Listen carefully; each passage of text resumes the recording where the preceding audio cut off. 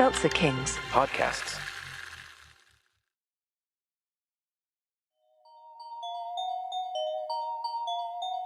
Real people making bold moves. Unforgettable journeys into life's next chapter. This is the Second Act Podcast. Every day is a new chance. Mindset on a new path. Anything is possible. Any limit I surpass. Everything is in my grasp. I got tunnel vision with a pickaxe. Life is more fun when you live like there's no strings attached. Welcome back to the Second Act, Jeremy. Hello. How you doing, my friend? Well, it's very weird to be sitting here in the shoes of such a great man as John Ballinger, but I cannot fly a helicopter. I do not have great stories about that, but I do have some podcasting experience. So you get me this month or this week, I guess, depending on when you're listening to this. So You have your own great stories that go back decades in the TV and film industry. So I know some of them. You've shared some of them on our show, and I couldn't be more ecstatic about having you join me today because you bring a dimension of conversation than John would. So it's going to be super fun today. all right, let's see what we can wrangle up here. Let's see what we can do. Today is going to be a really interesting. I'm going to sort of tee things up, just looking back a little bit on the second act. I can't believe we're in 70-something episodes now, second year, I think approaching into our third year of doing this.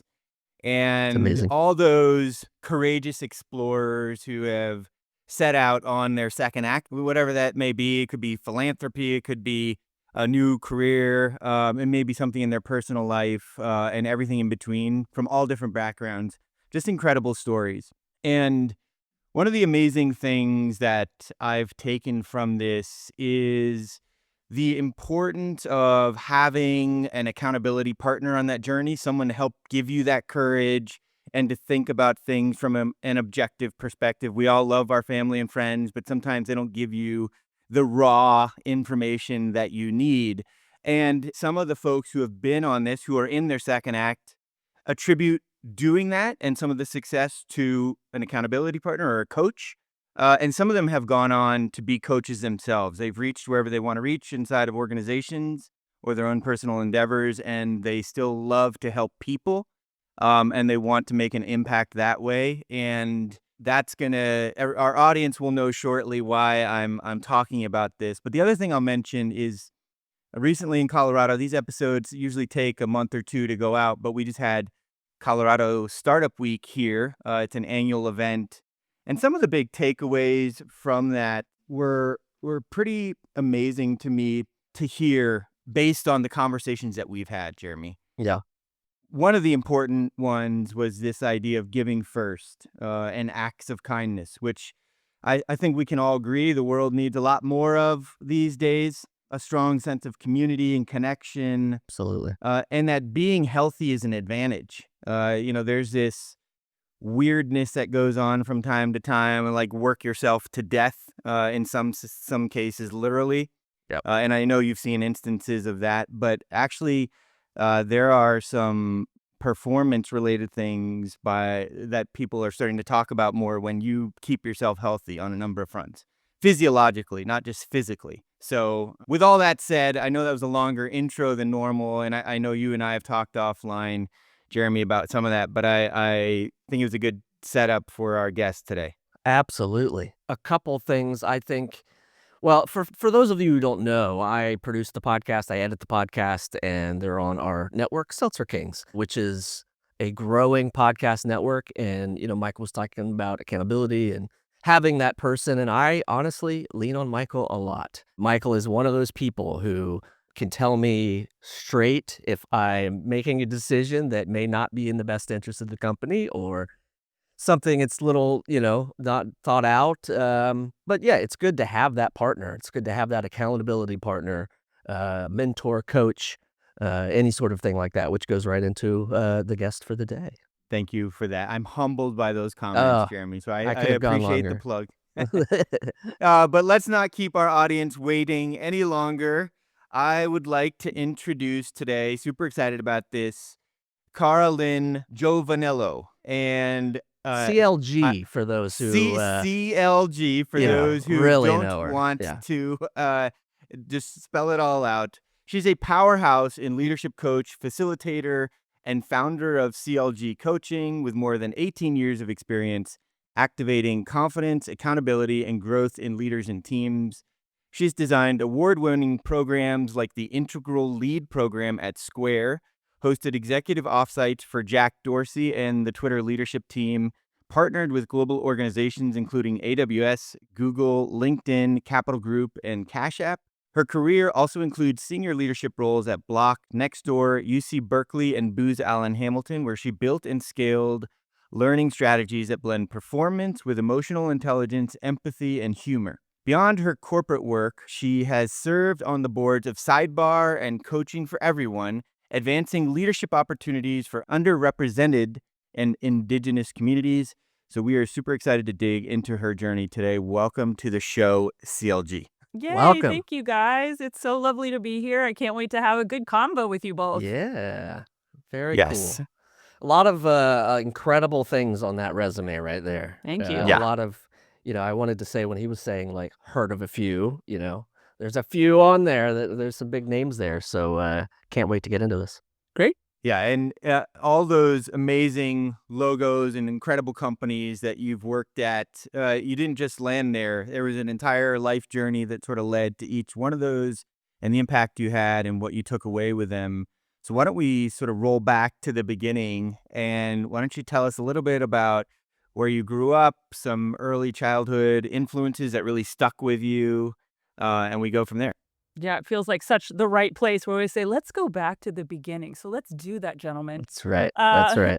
I was very lucky because I grew up in a family of educators, and my parents actually owned a preparatory school, K through 8th preparatory school. So I was always around the type of energy where the belief was somebody could learn something, something could develop something. I didn't know any other way.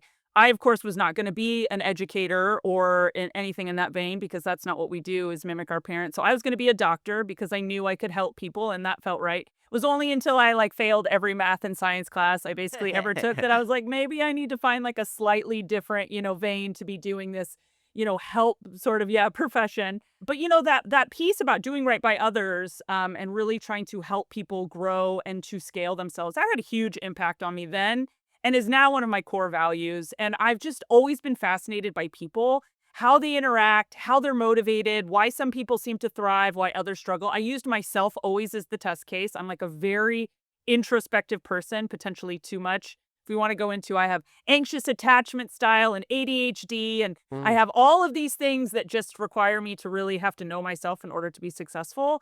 So I kind of, delve into this capacity where I'm just fascinated how people understand themselves emotionally, how they use that information to build relationships, and then how relationships themselves can create something really magical and potentially new and innovative, which is a lot of the work that I do. But basically, what I learned as a child very, very quickly is that if you pay attention to people, you really give them your attention, you really give them your listening ears, as we say to my kids, people light up. They light up when they feel heard and they shut down when they don't. And that observation stuck with me my whole life because my dad was a real people person. I consider myself a real people person. And I sort of used that as a driver to understand that unfortunately, fortunately, however we want to take this conversation, a lot of senior leaders, they're not as emotionally or relationally intelligent as we give them credit for. They know their strategy. They probably know their job very well, but getting people to understand as they are adults and as they are very senior leaders, how they can still evolve and how they can evolve into a leader that gets things done, but that has the respect and admiration of their teams. That's not always a given. So these were real light bulb moments for me where I sort of saw discrepancies that I thought maybe I could help to resolve. I also knew that I was the type of person that was going to, go down with the ship if that's what it took in order to get somebody on ship. I've sort of changed that, but that was a way that I was in the past is I'm going to get you to change. I'm going to get you to evolve, even if it kills me in the process.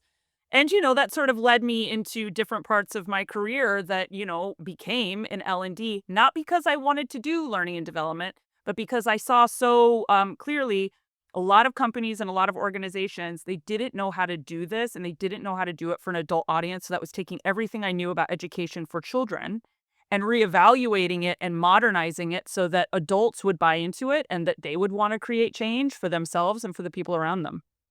Yeah, that's so interesting. Having a family of educators and sort of observing how they interact with each child's uniqueness and what they bring Yeah. to the classroom and among their peers. But then from the other perspective, as a child, almost from birth, there's this component of succeed and what does success look like and achieve, and that sort of works its way into the development of who we are, and maybe creates some of this friction between being a good active listener and trying to understand people, but also I need to achieve at this high level, and say maybe sometimes I do that at any and all cost. It's that blind sprint, right? It's like we all get into it initially at that blind sprint, like blinders on. Let's just Yeah. get it done, and then yeah, hopefully we evolve later. Which yeah, I feel like the three people sitting here have done that and Yep. pivoted and used that a lot of that. You know, Yeah. Michael and I talk about this a lot. That sort of blind sprint initially when you first get into an industry, and how much it just week after week, month after month will just take it out of you because you're working your weekends, you're working 14 hours a day. And I think if I've learned anything from the second act, it is get 1% better every day, get a little better, get, just put your head down and continually work. I've always been a great worker, but I think I've learned to be a smarter worker. And I think that's kind of what y'all are talking about. Agreed. I like the word fluidity. Like you Mm, become fluid in just a lot of skill sets, and then they become so ingrained and so natural that you don't even know you're doing them. But you obviously had to learn to get there. So I Yes. appreciate you bringing that up. So, out of this incredible collection of companies that you worked at, which one sort of started your career? And then, from the things that you took away from family life in that journey, what was maybe, is there one or two things that a conversation or even a person that really stood out as you started into your professional career with some of these companies? Yeah, that's a great question. I obviously ask a lot of people that I work with to define their leadership story. I think it's a really important component of understanding what kind of leader you are, is to be able to tell the story of how you got into leadership. And I think even though I have a lot of different instances where I could have a moment where I was like, this is a really pivotal moment where I made a choice, and that choice was to go the role of a leader versus being the IC, or just, potentially being someone that was going to sit back and observe. And I would say the moment for me that clicked is when I was at UC Berkeley, and it was my first proper L&D job. I was the manager of learning and development for a group called Campus Shared Services. And at that time, the university was about $10 million in debt. And that required every organization on campus to have to lay off a percentage of their staff every quarter. We were at a 7% decrease, which was very demoralizing. We were at a loss of resources. We had about 11 senior leaders that were infighting all of the time because they didn't have enough to be successful. And they felt that strain. They felt that tension, to use your word. And so my job was to come in and to listen and to try and find band-aids, if you will, of how I could connect one group to the other so that we could have more shared resources, we could have more shared personnel. But they didn't want to work together. So when I got into this role and I was feeling so proud of myself, guys, you got to understand, I had made it. I was on a senior leadership team. I was working in L&D. How I had gotten here, I was kind of like, how this path took me, but I was finally in the room. And then when I saw how the sausage was getting made, I was like, well, I'm vegetarian for life. This is yeah, horrendous. same. Because when they're out, right, they're trying to be a shared group, and they're trying to be unity. But when the doors are closed, they are not working together. And I sat for about maybe 6 weeks listening to them basically just yell at each other, just express frustration, really vent about things that weren't working for me.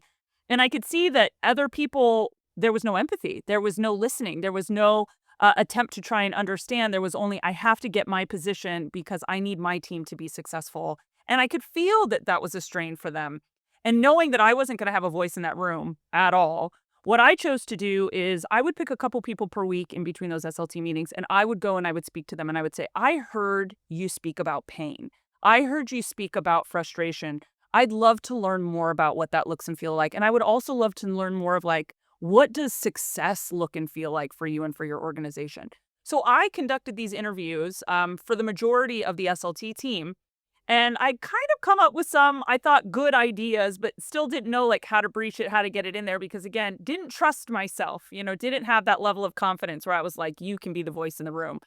And it literally happened that one time in one of these SLT meetings, they just stopped talking. They had had a pretty heated argument and there was silence, which never happened. So then I thought it a good idea to just step in and just immediately start spewing out all these ideas that I had had based on weeks and weeks of sort of interviewing and creating a plan. And what was funny is that when I started, nobody said anything. And I have to tell you guys, I felt so good. I was like, this is it. They're listening to everything that I'm saying. So then I got up to the whiteboard and I started drawing, frameworks and, Venn diagrams. And I started putting real specifics in there and still they weren't saying anything. And I was like, I think I've just solved all the world's problems in like this last, 15 minutes that I've been speaking up here. And finally, when I finished, I turned around and I was like, okay, everybody, give me some thoughts. What are you thinking about? What works? Like, let's stop, continue on this. And my boss who was sitting in the room was like, Cara-Lyn, thank you so much. We really appreciate it. You can go. We're going to talk about this, but you're not needed in the room anymore. And the devastation that I felt, that just shook my confidence because I thought, well, you blew it. You obviously don't know what it is to be in leadership and to work with leaders. And so I went back to my cubicle as one does. And a little while later in the day, my boss came to me and he sat down and he looked me straight in the eye and just kind of held it for a minute. And he said to me, Cara-Lyn, have you ever thought about being a coach? Okay. Now I knew at this moment, this was going to be like a life-changing question. I didn't know, how, but I could feel like that this was like something in the universe being like, Cara-Lyn, answer appropriately. So I thought about it. And I looked him back in the eye and I said, Javier, I'm very good at sports, but I just don't think I could ever teach somebody to play a sport really well. And of course, that's not what he was talking about. So he Yeah, laughed in yeah. my face and he was like, no, I'm talking about business coaching. I'm talking about, executive coaching, which at the time, no one had really talked about. It wasn't a thing like it is now. And so he had to explain it to me. And he said in a very simple, but, again, life-changing moment for me, he said, a great coach is a person that can see all the perspectives in the room, highlight them, and create a path forward without making people defensive, but excited about what the future holds. And he said, you did it so naturally.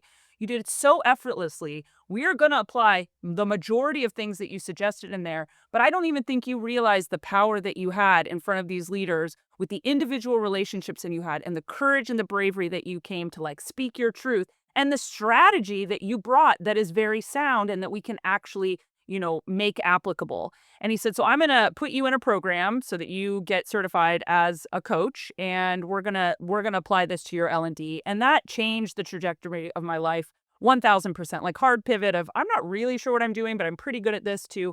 I absolutely know how to be in the room and how to be with senior leaders and make that something that's going to create change and impact. And that was the driver for me for every job that I had since then. What an incredible start to your journey. What was your instinct in that moment when you're like, all right, I'm going to go talk to each individual person and actively listen? Because if you truly are listening to someone, they will tell you what's important to them and the things Absolutely. that are challenges to them. Like, what was the instinct to go do that and then stitch that together and take the stage in front of this group, not knowing what the outcome would be? Obviously, it turned out to be positive for you, but I'm curious sort of what was going through your mind, if you can recall that. Yeah, of course. It was so pivotal. I don't know that I'll ever forget it, but I have a real love for people. I don't love the word empath. There's some weird connotation to it, but I sense people's emotions, especially when it's pain or suffering very, very easily. And to sit there and to know that people were in pain because they were having to lay off members of their team that, didn't deserve to be laid off. It wasn't about performance. It wasn't about, anything that we could track that said, you're less than.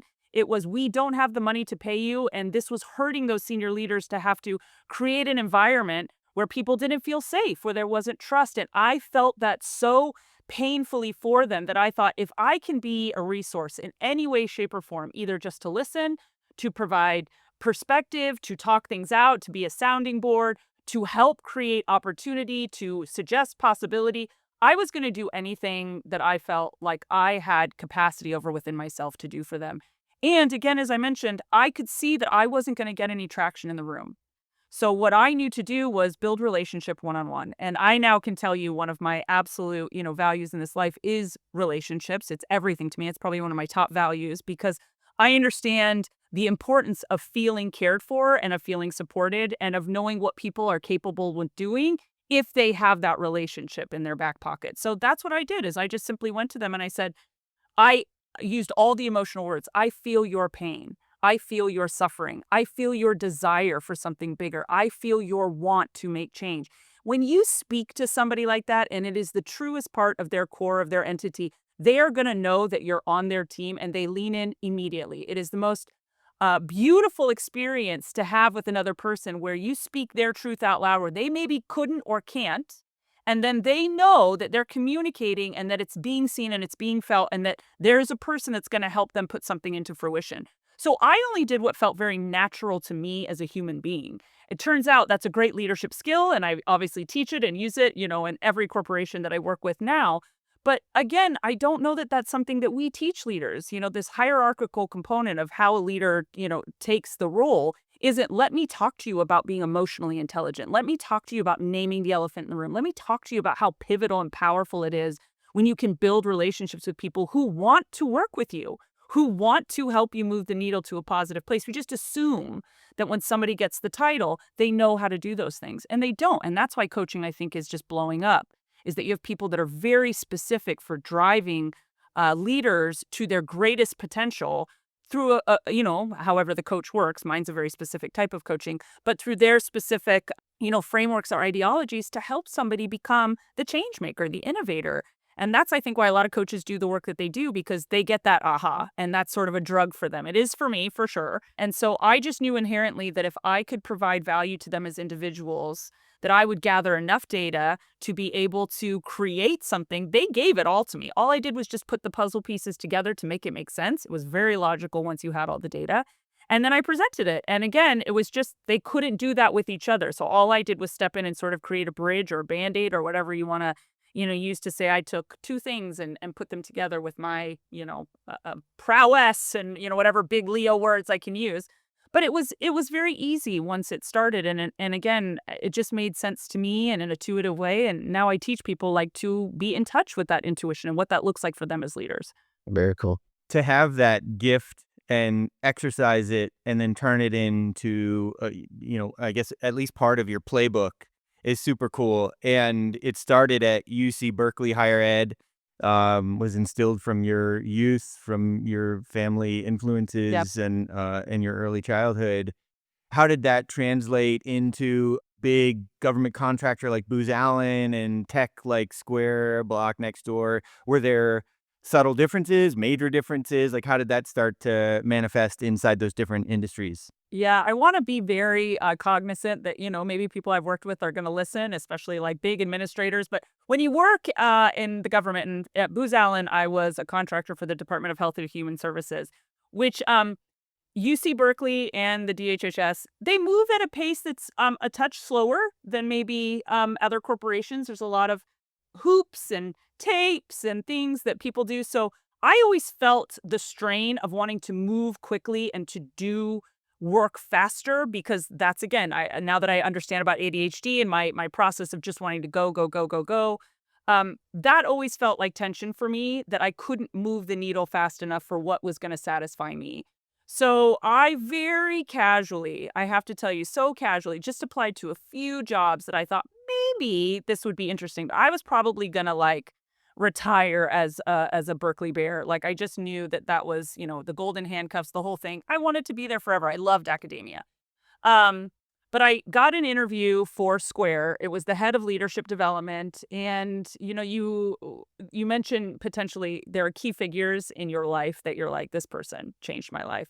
Francois Cadeau, give him a shout out right here. He was the manager of that team. And he did my interview. And I was feeling at that time, this is when I was the department manager of astronomy at UC Berkeley, that I was really frustrated that people weren't communicating with leaders because of how senior they were with honesty. We weren't naming the challenges. We weren't naming the problems. And in doing so, we were letting them down. And then therefore, they were letting down their teams and their parts of the organization. And so when I got in my first interview with him, I just was really salty. And I was like, you got to get in the room. I said, if I was in a room with Jack Dorsey, I would tell him, this is what I think, and this is what I see, and these are opportunities for you to grow. And I would push it right, and I just was very aggressive about, what I wanted for leaders to evolve into a more human, but, directive entity within organizations. And he loved it. He was like, this is exactly what we need. He goes, you obviously know the frameworks, you obviously know the literature, you obviously know all the background of how to build leadership. He said, but what we need is we need someone to go in and almost be a no woman. Not a yes man, but a no woman. Like, no, we're not going to do that. No, that's not the way we're going to do it. No, we've got to shift our way. And I was just feeling really empowered to push the envelope and to challenge where I thought, we weren't doing that very well, to say, this is an assumption that you have that you think is going to work. And let me tell you why it is and it isn't. Like, let's just look at the possibilities. So when I got hired in that role, that to me was like absolute kismet. That was, shout out again to Block and to Square and to the team that I worked with. That was probably one of the best jobs I've ever had in my life. Okay. Everyone from senior leaders down to the most junior ICs, they wanted to learn. They wanted to be met with programming that was interesting and challenging and pushed the envelope and made them feel like they were doing something different. I can't tell you how many programs that we created, referencing back to the Integral Lead, as you mentioned, which was our attempt at saying, we know how leadership development has been done in the past, and it's not working. It's not working for the pace that we need to do in business for today. So we're going to create something that is experiential, that is using real-time techniques and strategies, that we are pushing scenarios so that we can have tabletop scenarios and know what we would do the second that we're going to leave the room. We wanted to change behavior in order to speed up success and action for individuals and then groups as a whole. And so I came in and I was told by Francois, do whatever it is you want to do. We trust you. Whoa. Okay. So I don't know. That's power right there. I know. I was Yeah. going to say, I ask you both back, think of the last time that somebody just said, carte blanche, you can do whatever you want because I trust you to do it. And I know that you're going to do it well. And that's, I think, one of those moments in any person's life where it just takes off. Who you are as a person is going to change people that are touched in your ripple effect. And that's how it was for me. And I spent 3 years there creating programming that was kind of wild. We just tried things. And if it worked, we doubled down on it. If it didn't work on it, I used the Nice. acronym FAIL, frequent adventures and learning. So wherever we failed, we knew that there was a lot of material there to help us iterate and do something better the next time. And I used to go into, engineering teams and product teams and finance teams and be like, fail as hard as humanly possible so that we can get that data and we can know how to do better each and every iteration. And I have a lot of energy. I don't know if that's coming through to both of you. It's I have coming through. Yeah. but I have a lot of energy and I have a lot of belief and possibility. And I think that becomes something that other people buy into really quickly when they know that you actually care. I'm not just a speaker box. I'm not just standing on some, pillar trying to say like, this is how we do it so that we can look good on our engagement surveys and our culture surveys or whatever, that we're producing externally. I said, I want you to change so that you can feel like a good human being, that you are doing good for your families, for yourselves, for your company, for your teams, and to kind of talk about whole person leadership was really where I started that, which is at Block, which is talking about it doesn't matter where you sit in a company. It doesn't matter who you are in the world. If you choose individually to say, I want to be a leader in my community, in my family, in my job, in my role, in any capacity, I'm going to help you to do that. Because if we can have a world full of leaders who are emotionally intelligent, relationally intelligent, and strategically intelligent, we are going to do better than potentially what we're doing right now, which is, a whole nother topic for a whole nother podcast. So that was, my sort of belief system, which was taking that idea of whole person leadership and really just, making it something that was really risky and new in an effort to push things through so that we could test data. And then I learned that not every company wants to do that. And that was my experience after Block is I took a more senior level role at another tech company. And we didn't have alignment. We didn't have that buy-in. And it made it really challenging to sell people a belief system for change when they knew that potentially their senior leaders didn't believe in it and weren't going to support it. And to have that disconnect felt very stark to me. It felt very vulnerable because you're basically saying we have to treat people in a way that allows them the opportunity to see their own growth and possibility, their opportunity to see what their second chances can be. And when people say, no, that's not what I want to put time and attention to be creative in that, it was a challenge for me. And I can't say I was enormously successful. And I left that role thinking, I need to really decide what it is that I want to do, because if I take jobs like that, I'm going to lose myself. And I know that I have impact in this world, and I have to choose to believe I'm going to figure out a way to do it. And then I took 3 months off, which was recommended by another friend of mine who owns his own business, very successful business. And he said, take a break, CLG, go to the beach, just defrag a little bit and think about who you are and what you want to do in the world. And so I took 3 months off, and then I decided to start CLG Coaching and Consulting. And I get to do everything that I want to do in a way that I want to do it, with huge success to the organizations that I partner with. And it has been one of the greatest experiences and opportunities of my entire life, hands down. All from failing forward. Failing forward. Let's do this. Failing forward. Let's do it. I mean, that's incredible. You rarely get someone who says, well, one, like, you go in and do this speech and, in your head it's one thing, and then outside it's a different thing, and then literally your path changes like on a 90-degree pivot, Yep. which is incredible. I don't think, and even the going into I believe you said it was, UC Berkeley, that's Square. Yeah. so going into Square and having someone say, yes, just fail forward, like just get the data, because I don't think a lot of times people are brave enough for that, to just say, hey, let's just plow forward and let's dream big and see what happens. I mean, I don't think you could get that at most jobs, is I No. guess what I'm trying to say. Yes. No. Yeah. No. You know what I mean? Most people are like, no, it has to be straight and narrow. You have to stay on this line of perfection. Everybody's, especially where I came from in the film industry, it was so stressful, and then you had to be perfect every single day. So Yeah. it's refreshing, and maybe that's a software thing. Michael, maybe you could speak on that. But Yeah. maybe that's the industry where they want you to sort of fail forward. I don't know. The tech industry definitely likes to say that they want you to fail forward, fail fast. It's in the ethos of it. I don't know if it always holds true, but oftentimes, if you are willing to do that, it is rewarded. They want you to understand and take calculated risks, see if it works. That becomes data or data points, so that you can adjust and evolve over time, or make a decision like, hey, this is a complete wrong path. Let me Mhm. pivot and do something else.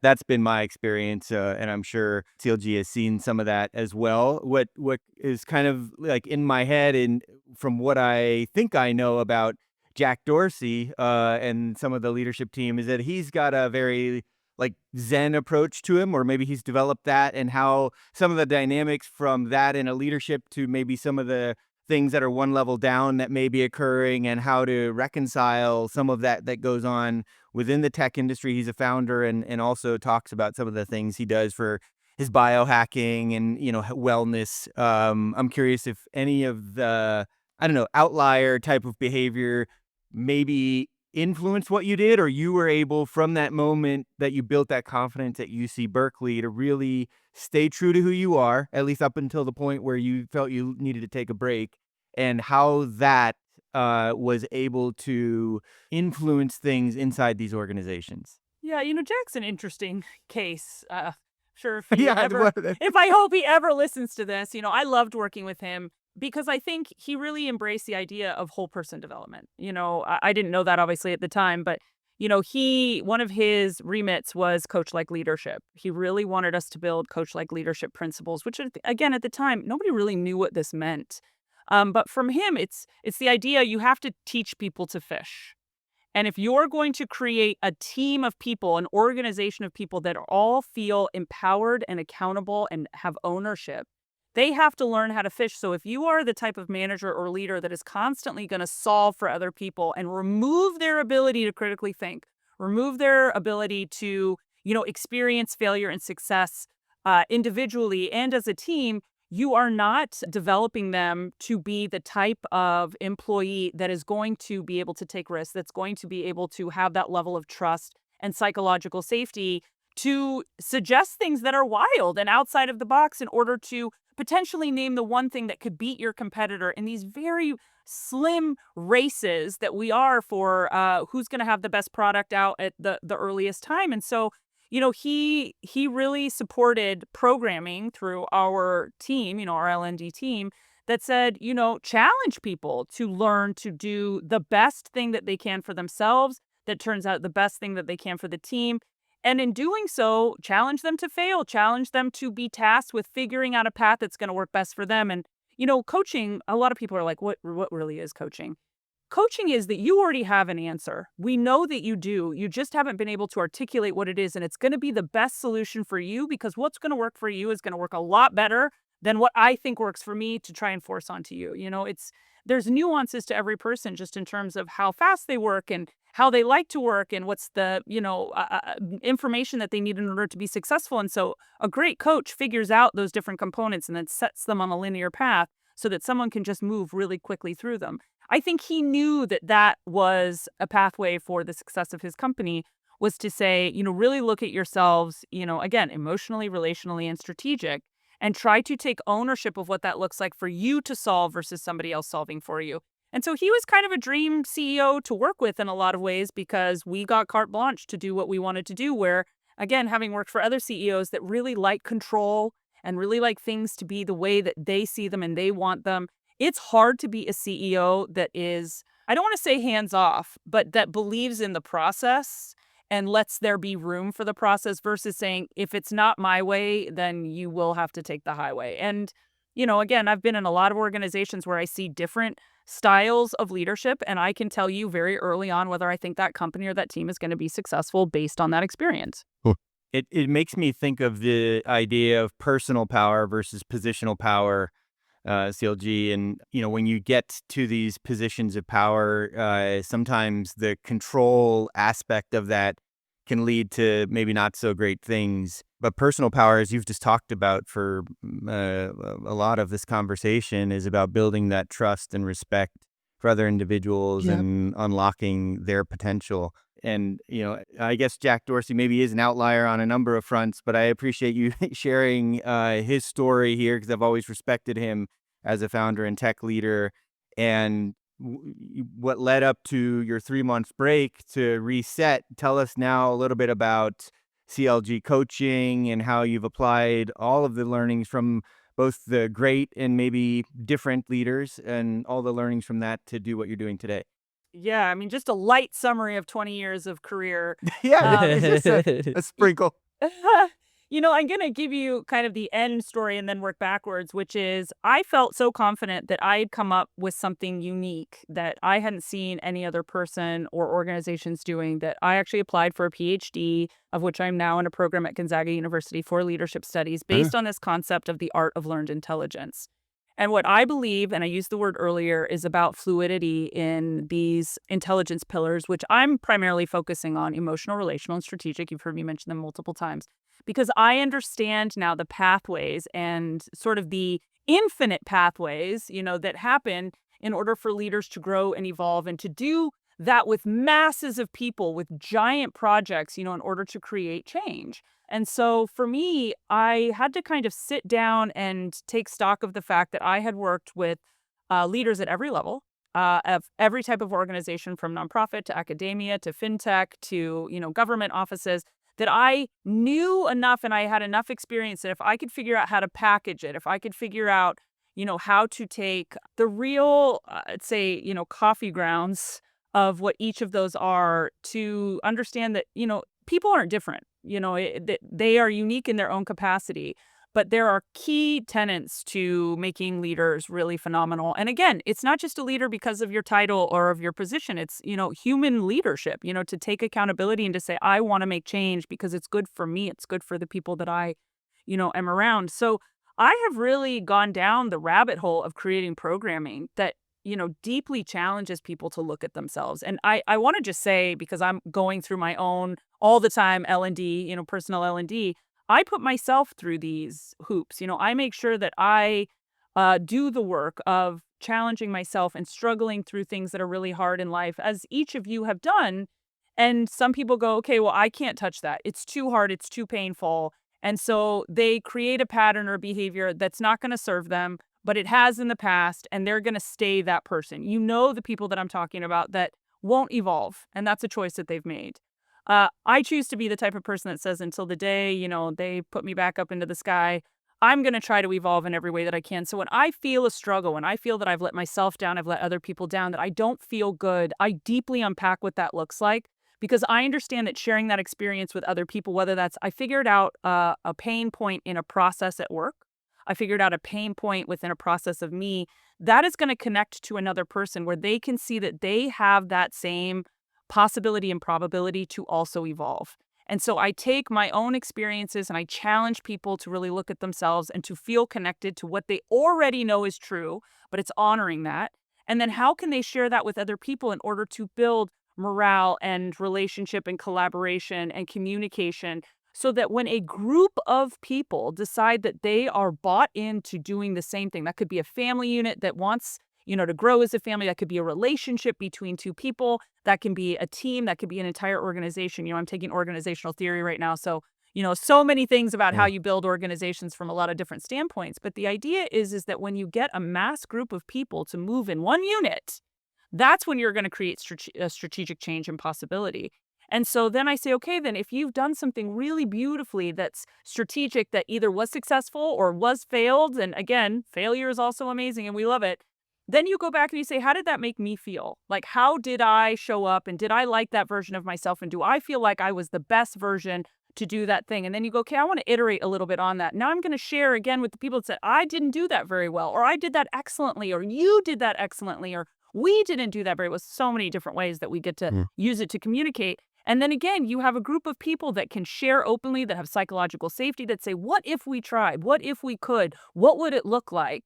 And then somebody throws something out, it sticks, we strategically move to it, we create something, there's successes, there's failures, you loop back again. So I want to be able to work with leaders and organizations that believe in that infinite quality of growth and development. And I want to take the programming that I am creating, and it's proprietary, and I feel very special to be able to say, like, I've got trademarks and copyrights, whatever.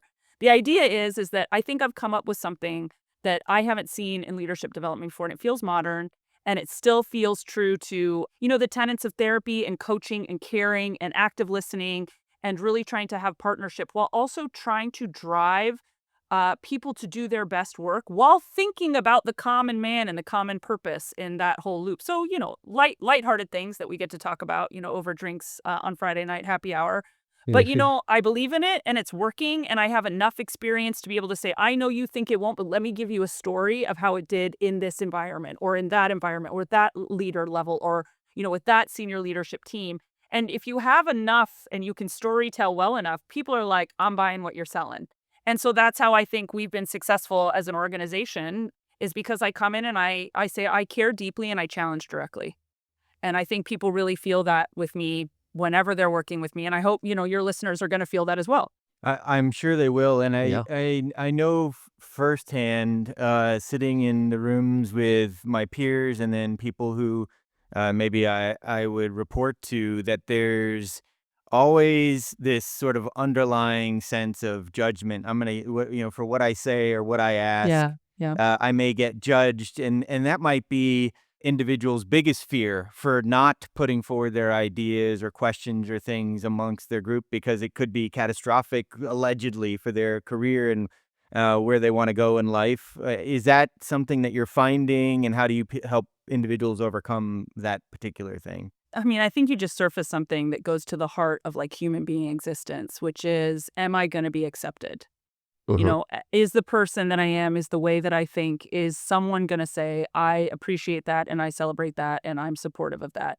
And that's just a human trait that we all have to suffer with. So going back to that, emotional intelligence component, it's have I done the work to know that I can trust myself? That I know that when I'm doing something, it's aligned to my values, it's aligned to my purpose, it's aligned to my mission. Do I even know what those things are? So again, if you have a really good coach, no matter, where a person comes in their development, it's always good to go back and say, can you tell me your values? Can you tell me what you think your purpose is in this earth? Like, can you tell me what you think, you'd like to achieve? And when people get clarity on that, they're willing to make a stand to say, I want to share what my belief systems are, knowing that I believe them enough for both of us. And so, I deal with judgment all the time. I mean, again, I stand up in front of groups I've just met and I have to give really deep truths and, Mhm. hard lessons. But I know that because one of my foundational pieces that I care about people, relationships are everything to me, that again, I want growth and development for people, that I come and I use that as part of my narrative. So I don't just say, this is what I think and I'm scared to tell you, or this is what I think and I feel vulnerable. Those are all true. I say, this is what I think and I'm scared to tell you because I want you to believe it so badly, because I want you to know that you have that power. And once you shift into your knowing, then someone else is going to say, oh, it's hard to doubt a person that really, has that. And let's say they do judge you, right? Are you strong enough to be able to say, great, tell me where those judgments come from? 9 times out of 10, if you can really go down that rabbit hole, the person's going to know it's something from their own past. It's a trauma Yep. that they have. It's a wound that they Oh, have. yeah. It literally has nothing usually to do with the person that is making the argument. It has something to do with what you trigger in another person. And again, trying to understand all of these things, different concepts, and put them into my hopeful thesis, in a few years from now when I, write about the art of learned intelligence, I am going to talk about all the trauma that we have, and the lessons that we learn as children, and the foundational beliefs that we have that are potentially not ours, and how they evolve us into adults where we have this now story that we tell everybody, and this is who we are, and yet that's not serving us and it's not who we are. So I think that there is a much bigger and deeper discussion. I honestly could talk about this for forever, but it is about trusting yourself. And it's when somebody challenges you or judges you, you're confident enough to say, I hear that this is not for you. Can you tell me why? And can you tell me where you first felt, that this wasn't going to be something that could, work for you, just on like an overarching look at somebody's life? And, most people, they don't have the time. They don't have the confidence to do that. And again, that's why I think great coaches, they just want to get right in there. It's hard to be in relationship with me if you're a surface person. I'll tell you that. Like, I don't come to dinner parties and I'm like, God, what's your favorite color? I'm like, I need to know your deepest, darkest secret and how you're planning to like address it and move forward with it. And they're like, oh, great, I'm going to need some wine. And I'm like, got it.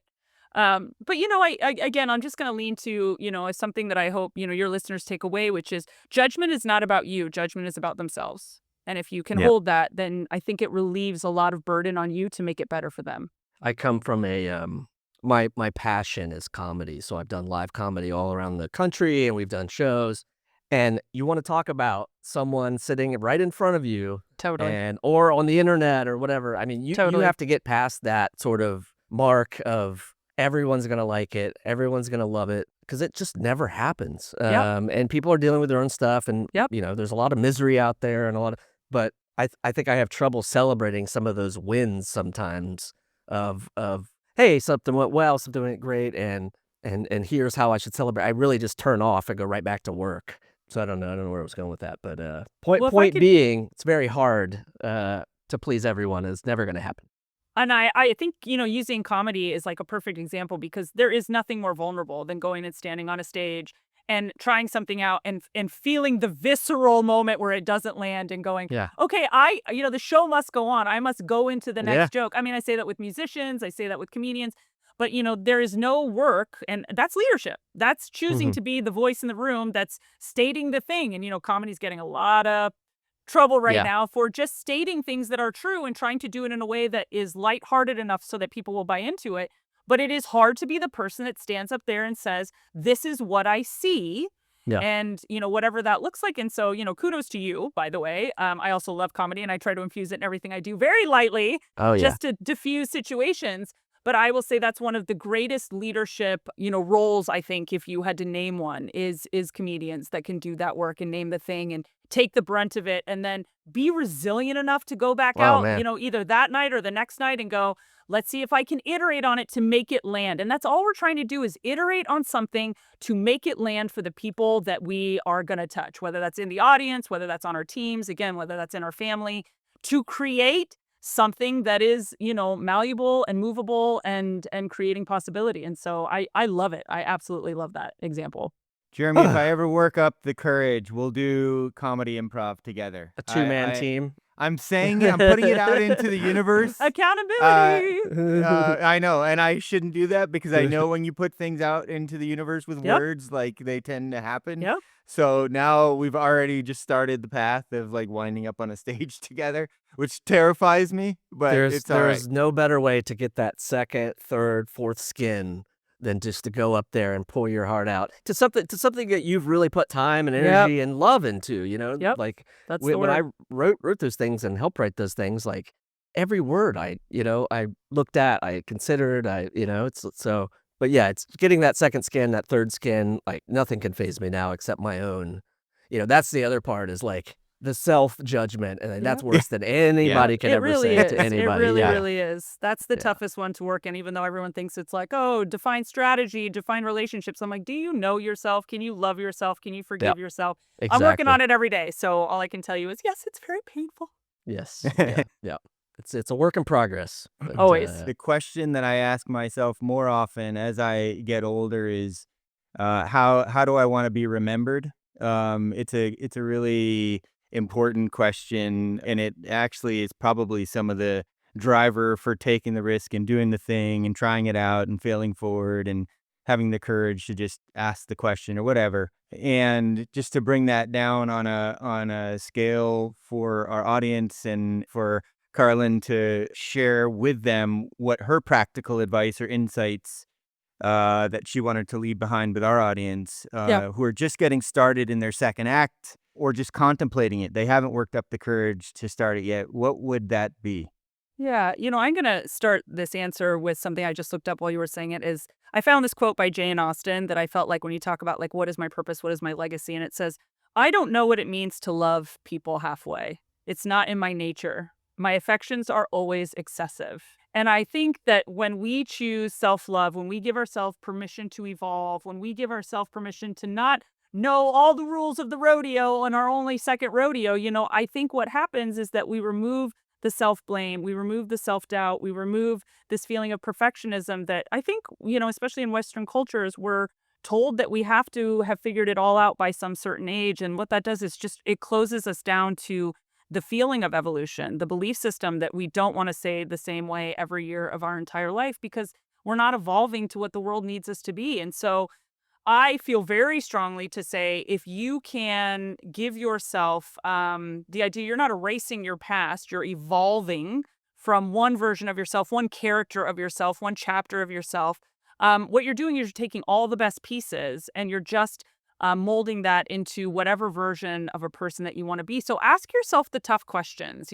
This is almost a great place for ChatGPT, if we can even talk about AI on here, is to say, what question should I ask myself to really connect me to my purpose or to connect me to what it is to continue to change? And so, like, what parts of my career lift me up the most? What skills or experiences that I have that, I haven't expressed yet that I want to? What do I want to see in the world that I don't, but I have the ability to, touch? You want to drive your own reflection and self by saying, journaling, you can talk to your iPhone, you can send yourself yeah, an email, you can talk to a friend, but you have to, and I think that you mentioned it, Michael, that you got to ask the universe. You got to put it out there and say, this is what I want to do is I want to evolve. I'm scared. Let's use that language. I'm scared to do it. And also, I'm scared of the person that I will not become if I don't challenge myself. So you don't have to know the script. You don't have to know the ending.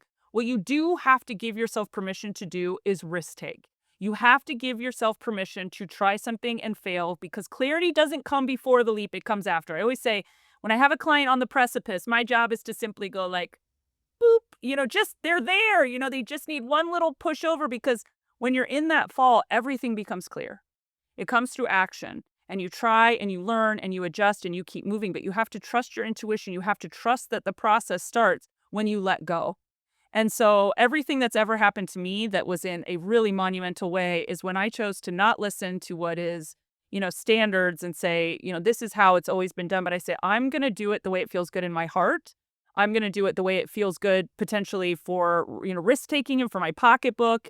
And again, trying to do something that is different and not to say different for the sake of being different, but because I'm a unique individual and I can't do it like everybody else. So give yourself that permission, whatever that looks like. Now, if that means hiring a coach that's going to help you to do that, do that. If it means going to a therapist because you've got to talk about things in your past, we talked about the wounds that you haven't been able to heal. You have to take a stand in dedicating money and time and resources and talking to your people about dedicating those money, time, and resources so that you can grow. And the more that you can build a community that wants you to succeed, that wants you to get what it is that you want, you got now people behind you, you got your own resources behind you. And suddenly you're going to find a lot more people are buying what you're selling, whether that's if you're your own business leader and you decide, you want to put a product out there. People are going to buy it because it feels full circle. It feels like whole leadership. So that's going to be my takeaway, which I hope isn't too generic, and challenge me if it is when people say, trust yourself, believe in yourself, push the envelope. I think it's just about giving yourself permission to evolve and fail and try again. And that's, I think, my biggest takeaway. A perfect takeaway. It's awesome. It definitely speaks to Jeremy and my own personal journey Absolutely. that we're Yeah. on right now, and a good reminder to all of us to not be so worried about the outcome. Just put your heart into it and see what happens. Yeah. And as a perfectionist, man, that doesn't make life easier. Yeah, It makes right. it so much harder. But just let go. Yeah, let go. Put the good stuff out in the world, and then move on to the next thing. That's Can I what I always even say. just say, like, perfect the art of letting go? Like, if we're Oh, perfectionists, then let's even go to I'm gonna perfect what it is to be able to say, I didn't get it and I'm moving on. Like, perfectionists, we have an idea that it's got to be whatever perfect is. I just want to say for all the perfectionists that are listening to shout this out to today, all of our yeah, friends out that there. you get to say, I want to be perfect in failing. I want to be perfect in risk taking. I want to be perfect in letting it go. And that's a practice all unto itself Oh is yeah, wow, I did it and I got over it in 24 hours versus it took me 6 months. I got to go through a breakup and I can't get past it to, want to be with another person. How do you build that resilience to go, this is what I learned and this is how I know I am and this is who I know I want to be and do it again? So be perfect in failing. And again, I think we can get all of the people that we want to create, evolution within themselves if they just, again, give themselves permission. well, I think we typically wrap up these, and I say we, I've never done it before, but we typically wrap up these episodes. What kind of plugs do you have? Tell us where people can contact you if they want to get a Yes, hold of you or. let's. So I have a very, unique website, which is clgcoaching.com. And there you can learn a little bit about the different programming that we do, which is executive coaching, leadership coaching, team coaching. That's one thread that we do. We also do a lot of facilitation. So there's a lot of programming that we offer that's very specific. So we get a lot of companies that say, we need feedback, we need communication, we need performance management. Obviously, we've worked in L&D for 1,000 years. So we have all of that very specific training content. But also, I think what we're really doing that's exceptional and aligns to the values that the company has and that I have is that we do experiential offsites. And what I love to do, I love a trapped audience. So I love to get people into a room and I love to say, let's say what our problem is. And then let's, as a group in real time, fix it so that we're leaving with something that feels like we've made progress. And there's no slides that you get to do with that. There's no prep that you get to do. You have to be confident to sit in the front of the room and say, someone bring a problem and we're going to break it down and we're going to figure out how to work it out as a group. And I feel that that's where, the company has really taken a huge step forward is in these working with teams and working with groups of people to create cohesion and to create movement. And again, every single one of them, I say, think about yourself first, think about this group and how that they can be successful as a team, and then think about what this team can accomplish strategically if we, have all of our ducks in a row. And so, clgcoaching.com or hello@clgcoaching.com. And I love to just talk. So just, feel free to connect and tell me what's a challenge you think you can have. If I can't help you, I won't. I'll direct you to somebody else. But I certainly will try because I'm a perfectionist and I believe, I can do most things. But yeah, and again, it's the art of learned intelligence is our new programming that we're offering. And again, that's how to Very really cool. build fluidity in leaders around that emotional, relational, and strategic intelligence. We're very excited about the programming. It's very successful so far, so we're feeling really pleased with that, and we'd love to bring it to your organizations. Very cool. Awesome. Very, very Well, cool. in just this hour, I've learned so much So talking with much. you, Cara-Lyn. This has been amazing conversation. Thank I you. loved Same. hearing about your journey, and we certainly wish you all the best. Thank you so much for coming on. Thank you, guys. Have a great rest of your day, and I can't wait to sit front row to your comedy show. Yay! Make sure you send me the link for the Oh my tickets. gosh. Oh California, no, though, here it right? We goes. haven't been out in This is how California it in a while, starts. so This Oh is how no. it starts. San Francisco's yeah, got some great clubs. They're waiting for yeah, you. yeah. We did Sketchfest like 5 years. Yeah, Yeah, there you go. yeah. So Awesome. cool. Well, very nice to meet you. I think this was amazing for Michael and John's audience, and yeah, I guess Michael, Yeah. I guess we'll say we'll that's see a everybody wrap. next time. Yeah. Awesome. Thanks, Jeremy. Thanks, Cara-Lyn. The second act of Michael and John stars Michael Newborn and John Ballinger. The podcast is produced by Seltzer Kings. For more information on the show, check out michaelandjohn.com, or if you'd like to get involved in the conversation, give the guys a shout on their socials at The Second Act Movement on most platforms. Thanks for listening.